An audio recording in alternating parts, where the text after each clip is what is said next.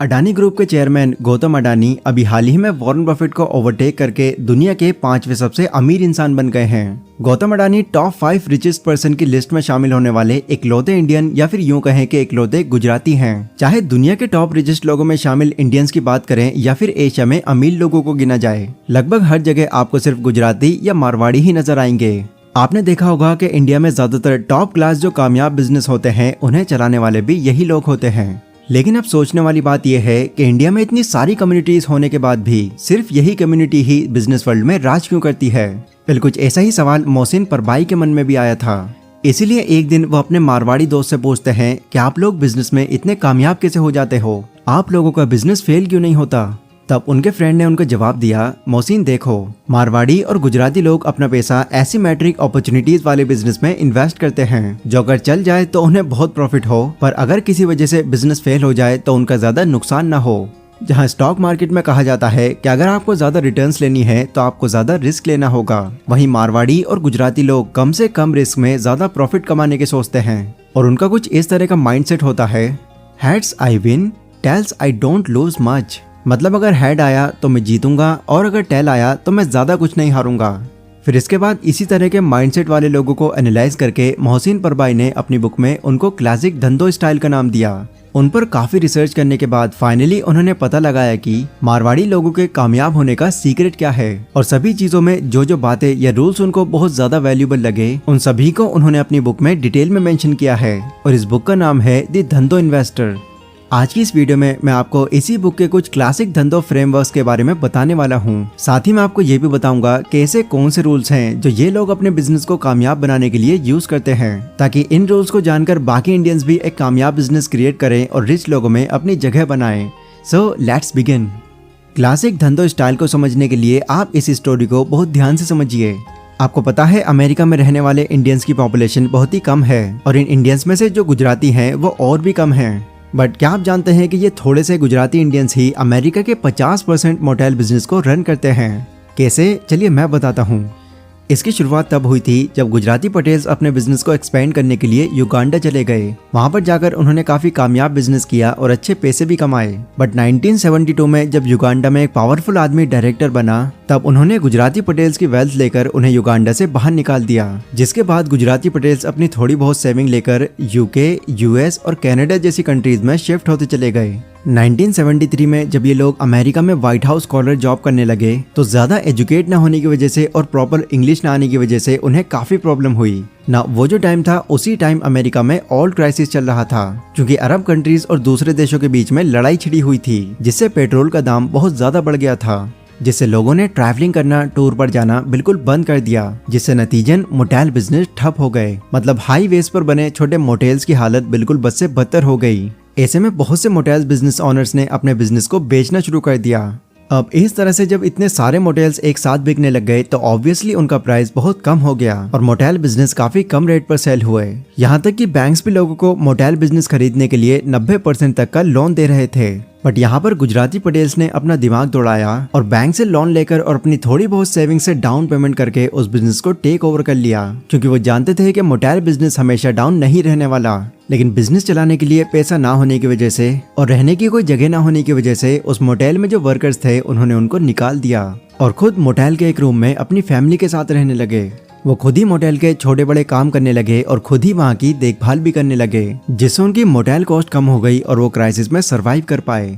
Finally जब crisis खत्म हुई तब गुजराती पटेल्स का बिजनेस काफी अच्छा चलने लगा और देखते ही देखते उनका बिजनेस एक कामयाब बिजनेस बन गया, जिसके बाद वो मोटेल बिजनेस के मालिक बन गए। तो अगर आपने इस स्टोरी को समझ लिया है तो चलिए अब मैं आपको धंधा फ्रेमवर्क के कुछ जरूरी रूल्स भी समझा देता हूँ, क्योंकि इन्हीं रूल्स को फॉलो करके मारवाड़ी लोग इतने अमीर बन पाते हैं। Rule number 1, buy existing business. अगर आप किसी बिजनेस को शुरू करते हैं तो उसे ग्रो करने में कुछ टाइम तो लगता ही है और इस चीज की भी कोई गारंटी नहीं है कि बहुत मेहनत करने के बाद भी आपका बिजनेस चल पड़ेगा। यही रीजन है कि गुजराती पटेल्स ने न्यू बिजनेस शुरू करने के बारे में नहीं सोचा। साथ ही उन्होंने किसी भी तरह का कोई नया बिजनेस इनोवेट भी नहीं किया। उन्होंने ज्यादा टाइम ना लगाते हुए सीधा मोटेल बिजनेस खरीद लिया, जो पहले से ही काफी एस्टैब्लिश बिजनेस था। ऐसा उन्होंने इसलिए किया क्योंकि एक तो बिजनेस को इनोवेट करने में ऑब्वियसली बहुत पैसे लगते हैं जो उनके पास पूरे नहीं थे, और दूसरा उन्हें पता था कि अगर वो एग्जिस्टिंग बिजनेस मॉडल को बाय करेंगे तब अगर उनका बिजनेस फेल हो जाता है तो उनको उतना नुकसान नहीं होगा जितना कि एक नए बिजनेस के फेल होने पर होता है। इसीलिए जब भी आप किसी कंपनी पर इन्वेस्ट करें तो नई कंपनीज में पैसे लगाने की जगह आपको हमेशा ऐसी कंपनीज में पैसे लगाने चाहिए जो सालों से चल रही हो, जिसकी वैल्यूएशन अच्छी हो और जिसकी मार्केट में रेपुटेशन भी हो। Rule number 2, by business with ultra slow rate of change. ज्यादातर लोग अपने पैसे ऐसी कंपनीज में इन्वेस्ट करते हैं जो खुलने के कुछ ही टाइम बाद में ट्रेंड में आ जाती है या तेजी से ग्रो करने लगती है, पर ऐसी कंपनीज में अपने पैसे लगाने से आप सारे पैसे खो भी सकते हैं। एग्जाम्पल के लिए बोलूँ तो आपको याद होगा कि 2016 में टिकटॉक लॉन्च हुआ था, जो कुछ टाइम तक काफी तेजी से ग्रो भी किया था। उस टाइम कंपनी की बढ़ती ग्रोथ को देखकर कई लोगों ने इसमें अपना बहुत सा पैसा इन्वेस्ट किया, लेकिन साल 2020 में अचानक टिकटॉक के बैन हो जाने से इसका प्रॉफिट एकदम नीचे गिर गया और इसकी ग्रोथ रेट जमीन छूने लगी। ऐसे में जिन लोगों ने इन कंपनीज में अपना पैसा इन्वेस्ट किया था उन्हें बहुत लॉस हुआ। ग्रेट इन्वेस्टर वॉरेन बफेट कहते हैं, change is enemy of investment, मतलब बदलाव आपके इन्वेस्टमेंट का सबसे बड़ा दुश्मन है। वॉरेन मानते हैं कि लोगों को कभी भी ऐसे बिजनेस में इन्वेस्ट नहीं करना चाहिए जिसमें चेंजेस के चांसेस ज्यादा हों। यही चीज गुजराती पटेल्स और मारवाड़ी भी मानते हैं। ठीक वैसे ही अगर आप फेसबुक, नेटफ्लिक्स जैसी कंपनीज में पैसे लगाते हैं तो आपके पैसे कितने टाइम तक इस कंपनीज में सेफ रहेंगे इसकी कोई गारंटी नहीं है, क्योंकि कब ये कंपनीज बंद हो जाएं, इसमें कौन से चेंजेस आ जाएं ये कोई नहीं जानता, क्योंकि टेक कंपनीज के रेट ऑफ चेंज बहुत हाई होते हैं। बट वहीं अगर कोका कोला और मैकडोनल्ड जैसी कंपनी की बात करें तो इसमें कोई शक नहीं है कि ये कंपनीज आने वाले कुछ डिकेड्स में भी वैसी ही रहेंगी जैसे कि आज हैं। तो पैसे इन्वेस्ट करने के लिए आपको ऐसी कंपनीज चुननी चाहिए जो रातों रात चेंज ना हो और इनका रेट ऑफ चेंज बहुत ही स्लो हो। Rule number 3, focus on arbitrage. अब बड़े मारवाड़ी तो बड़े मारवाड़ी, छोटे मारवाड़ी भी हर चीज में अपना फायदा निकाल ही लेते हैं, और इनका माइंड देखकर भी लोगों का यही सवाल होता है कि आखिर आप लोग ऐसा कर कैसे लेते हैं। तो इस चीज को हम एक एग्जाम्पल से समझते हैं। मान लीजिए चेन्नई में किसी साड़ी की कीमत 5,000 रुपए है, पर वहीं यूपी के अंदर इसी साड़ी की कीमत 10,000 मिल रही है। तो इस तरह के जो चेंजेस होते हैं उनको आर्बिट्रेज ऑफ प्लेस कहते हैं। बट वहीं अगर अभी गोल्ड की प्राइस 50,000 रुपए है और एक महीने बाद इसकी प्राइस बढ़कर 60,000 रुपए हो जाती है तो इसे आर्बिट्रेज ऑफ टाइम कहते हैं। इन्वेस्टमेंट में आर्बिट्रेज बहुत ही ज्यादा इंपॉर्टेंट माना जाता है, क्योंकि आर्बिट्रेज की वजह से ही अपनी इन्वेस्टमेंट में प्रॉफिट कमाया जा सकता है। इसीलिए आपको आर्बिट्रेज के कॉन्सेप्ट को समझकर इस पर फोकस करना चाहिए। इवन आप चाहें तो टाइम और प्लेस के आर्बिट्रेज का फायदा लेकर अपने बिजनेस को एक प्रॉफिटेबल बिजनेस बना सकते हैं। Rule number 4, by business at big discount. जितने भी कामयाब इन्वेस्टर्स होते हैं या जितने भी कामयाब बिजनेसमैन होते हैं उन सभी के सोचने का तरीका लगभग सेम होता है, बट ये लोग बाकी दूसरों के माइंडसेट जैसा माइंडसेट बिल्कुल नहीं रखते। मारवाड़ी मानते हैं कि जब लोग मार्केट में ग्रोथ को देखकर लालच में पैसे इन्वेस्ट करते हैं तब हमें खुद पर कंट्रोल करना चाहिए और पैसा इन्वेस्ट करने से बचना चाहिए, और जब बाकी लोग खुद पर कंट्रोल कर रहे हों या फिर पैसा इन्वेस्ट करने से डर रहे हों तब हमें वहां पर अपना पैसा लगा देना चाहिए। कहने का मतलब ये है कि जब लोग डर कर अपने स्टॉक सेल कर रहे हों तब आपको वो स्टॉक को खरीद लेना चाहिए। मारवाड़ी हमेशा ऐसे वक्त में स्टॉक खरीदते हैं जब मार्केट डिप्रेशन कंडीशन में होती है। एग्जाम्पल, 1987, 2008, 2020 में जब मार्केट डाउन था तब सभी लोग अपने शेयर्स को जल्दी जल्दी बेच रहे थे। तो उस टाइम जिन लोगों ने शेयर्स को बेचने की जगह शेयर्स को खरीदा उन्हें सस्ते दामों में अच्छी कंपनीज के शेयर्स मिलते चले गए।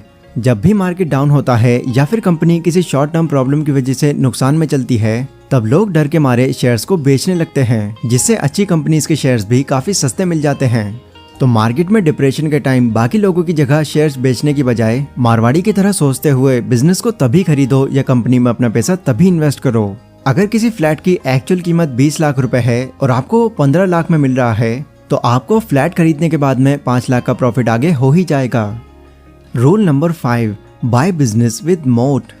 मारवाड़ी लोगों की ये खास बात होती है कि वो बिजनेस को देखकर ही बता देते हैं कि ये बिजनेस चलेगा या फिर नहीं।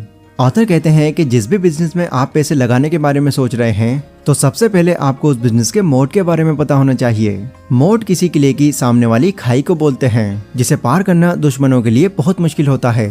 मतलब कि आपको आपके बिजनेस में उस खास चीज के बारे में पता होना चाहिए जो आपके कॉम्पिटिटर्स कभी भी कॉपी ना कर सकें। एग्जाम्पल के लिए कोई भी कंपनी चाहे उसके पास कितने भी पैसे हों वो कभी भी IRCTC जैसे रेलवेज नेटवर्क तैयार नहीं कर सकते, क्योंकि इसका कंट्रोल गवर्नमेंट के हाथ में होता है।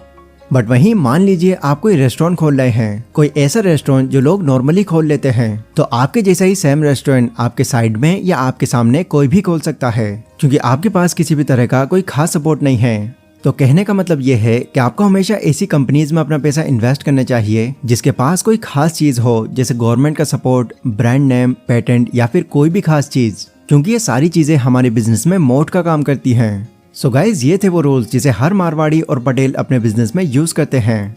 अगर आप कोई बिजनेस शुरू करने वाले हैं या किसी भी कंपनी के अंदर अपना पैसा इन्वेस्ट करने वाले हैं, तो इन दोनों ही चीजों में ये रूल्स आपके बहुत काम आएंगे, इसीलिए इनको जरूर याद रखना। ये वीडियो गाइस अगर आपको पसंद आई हो तो इसको लाइक और शेयर जरूर करें। इसी के साथ कमेंट सेक्शन में आप लोग मुझे बता सकते हैं कि अगली वीडियो आप कौन से टॉपिक पर चाहते हैं। पर अभी के लिए बस इतना ही। Stay safe, stay healthy, take care.